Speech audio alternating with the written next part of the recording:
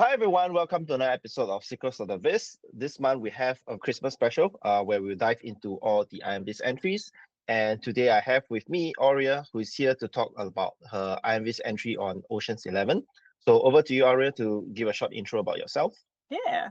Thanks, Lewis, for having me on the podcast. So I started working with Tableau back in 2019, I think, and I pretty much just used it at work. Then as I was researching to try to do cooler things in Tableau, I saw stuff about IronViz as the entries were due, all of these great things that people were putting out there. And I was like, wow, this is amazing. Like, I had no idea you could do all this cool stuff in Tableau. So for the last few years, I've entered, and my goal each year is pretty much just to learn something new and to experiment with something that I wouldn't normally get the chance to do in a business dashboard. Extra points if I can't actually apply it in a business dashboard, but just in general, giving myself the space to learn something. This year, the theme is entertainment, and actually where I live was hit by a hurricane like the first week of October. I didn't have power or internet, so it was not a great start to the IronViz season. I almost didn't do it, but I had been looking forward to it, and so I decided to go ahead and plow on through. I was thinking maybe I'll manipulate some things in Python or more heavy Tableau prep manipulation, but because I didn't have internet, I decided to go simple and just do the topic on a movie that I had the DVD to, so that I could work on getting all the data in there manually by just watching the movie over and over again. So that kind of drove my topic decision, but I ended up having such a great time with it. And I had some people ask me, do you hate this movie by the time you're done making this viz and spending all this time on it? And I can honestly say that I actually enjoy it more, seeing all of the effort that the directors and the actors put into the storyline and how they portrayed it. I just thought it was super cool, and I felt like I learned something about movie making because I was examining like how they made the scenes so closely and all that. It was a lot of fun. So firstly, I'm sorry that you had to go through the entire hurricane situation with no power and all. But I'm thankful that you found a topic that you really resonate with. And that kind of zooms into the whole theme about data being everywhere. IronViz is all about learning something new. Often in times when people participate in IronViz, it's accumulation of what they've learned throughout the years, and it's something that you normally wouldn't do in a business dashboard. So just a quick question. How many times have you watched Ocean's 11 during your IronViz entry? I think I watched it 5 times during the month, but at least 2 of those I was pausing it like every 20 seconds for parts of it. So it was a very slow watch for a couple of them. I can't say that I've ever watched a movie in this manner, but it's interesting because you can really zoom into all the little details that normally people wouldn't notice. And I would expect that the data collection is quite a nightmare because you have to pause every few seconds, jot down something on your notebook or Excel sheet or something. But kudos to you for powering through everything. The data collection is quite a feat by itself. And I was looking at your Viz, and the entire Viz felt like a infographic of a movie, or because you have a little map with all the characters moving around the areas in the different timestamps. That was really cool. And we'll dive into that in just a minute. Yeah, thanks. That's what I was going for. I decided with the time that I had, I was going to try to be like you're almost watching the movie, kind of immerse yourself in the story as you're reading the viz. Hopefully that's entertaining as well, since the topic was entertainment. It is. So maybe you can share your screen and just walk us through your entire Viz and why you chose this particular design and the charts that you have used. All right. Cool. So going back to the idea of learning something, one of the things I wanted to learn this time was I wanted to get comfortable with Figma. But I will say I ended up most things in here, even though I designed it in Figma, it just made it a little easier to move stuff around while I was playing with it. But yeah, I have a table of contents here to give you the story that's coming. And I don't know if you noticed, but I have a little Easter egg up here. The Tableau logo is on the playing card. I noticed that, which is a really nice touch. Thanks. I really enjoyed putting that there. So basically, the first section is setting up what the story is, the main character of Danny Ocean, and then explaining what the heist is that they're doing. Nothing too crazy here, just some bar charts. Then going into who the 11 are that Ocean's 11 is talking about. So kind of where they're coming from. I made all of this interactive. When you hover over different members of the team, you can see more about them. Some of the commentary later is even more fun.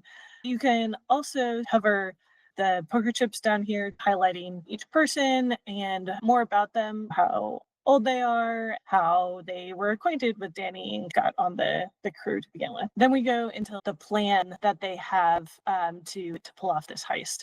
And I used a Sankey to show how each member of the team is integral to all these different tasks that they have to do. One reason I thought of doing this graph in the first place is because the twins, Turk and Virgil, they're kind of like the crazy twin brothers who don't have a specific skill set, but when you watch the movie, they're so important to the heist being pulled off. Whereas like Basher over here, he's the guy who does the demolition, so he has a very specific skill set, and he only helps with one thing because he just does his thing.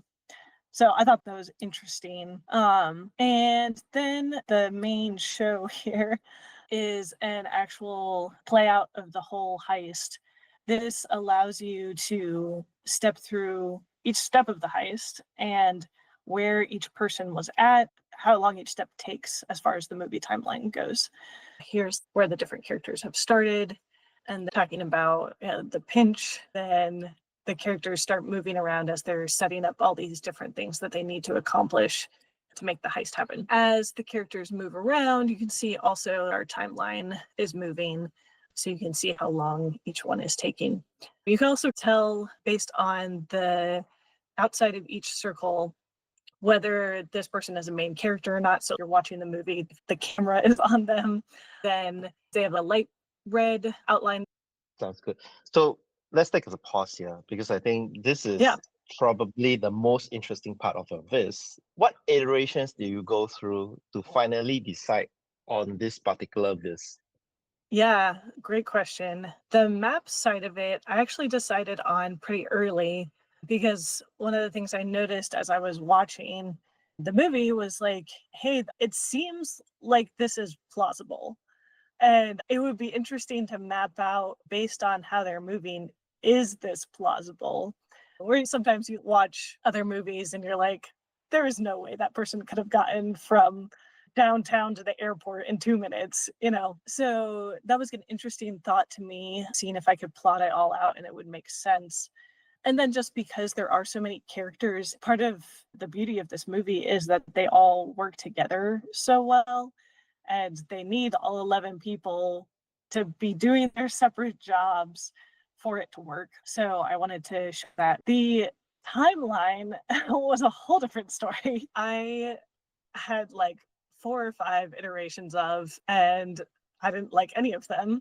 I think it was like 36 hours before this was due, but I was showing it to one of my coworkers, and she was like, what if you did something like a clock? And that was just like light bulb moment for me.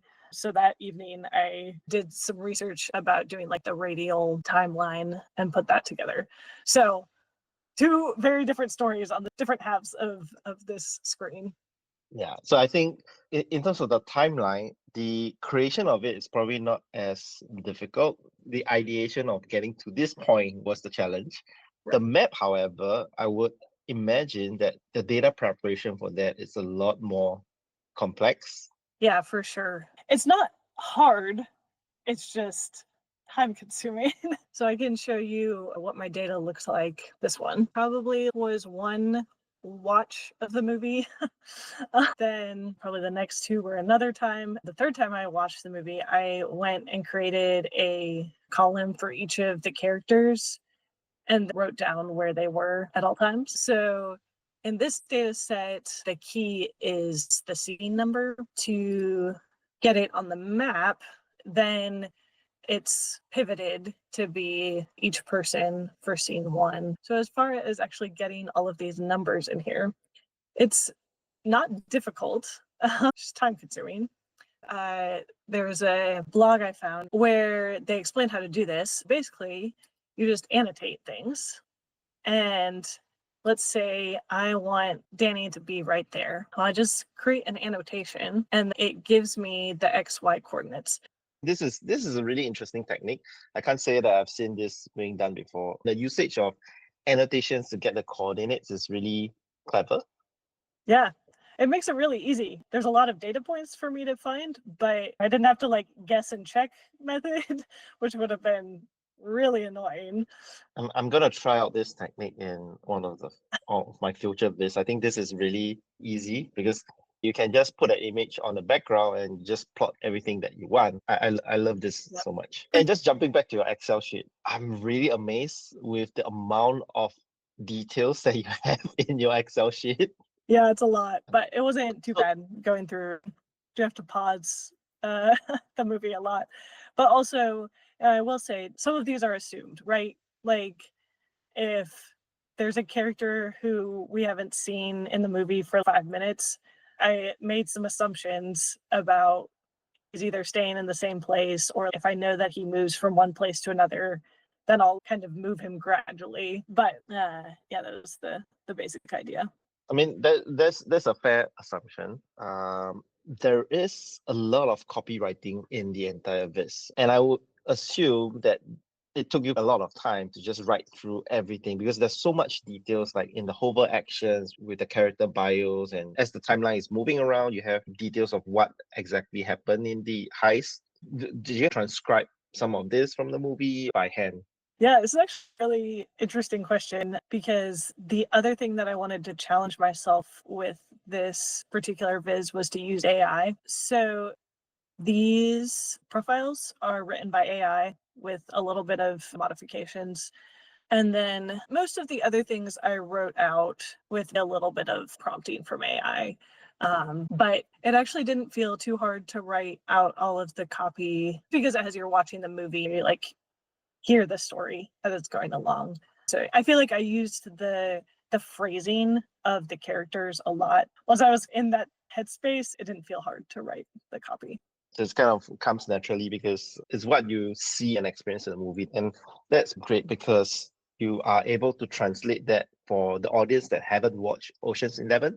I love the entire flow and design of it. It really feels like I'm watching Ocean 11 just by scrolling through this infographic, I'll call it. All right. Thank you, Auria, for running through us this amazing viz. Hopefully I'll see you in the top 10 list in January. The judges have a hard time this year because there's just too many good entries this year. So we'll see. I hope everyone learned something new from this, and we'll see you at the next one. Thank you. Thanks, Liz.